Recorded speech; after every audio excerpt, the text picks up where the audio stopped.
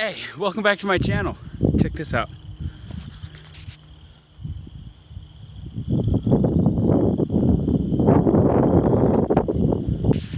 So, what's the difference between a chemtrail and a contrail? So, a contrail is just water vapor. And water vapor can condense and then it can turn back into vapor. So if a jet is leaving behind a condensation trail, it should dissipate rather quickly. Now look at this.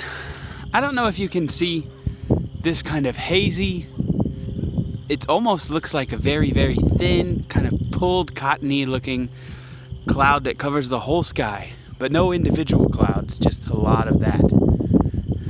So I don't think that most people really understands how clouds are formed, which is through a process called ice nucleation. This is an endothermic process, which means it's a chemical reaction that takes place in the atmosphere spontaneously, and it makes the conditions surrounding the reaction colder. That means instead of releasing energy and making the environment warmer, such as combustion, this chemical reaction makes the environment around it colder, and it absorbs energy, and in doing so ignites a process that starts condensing water vapor around the cloud. So the cloud forms from one single point through a process called ice nucleation, and then it forms a cloud from there. So this doesn't look like a cloud forming from one point, and these trails are not disappearing. So the only alternative explanation is that we have additives, chemical additives. We cannot reproduce the natural ice nucleation process, so what we can do is have a similar process occur using chemicals such as urea, aluminum oxide, various sulfates, graphene, and other metals that start this process, like strontium and barium.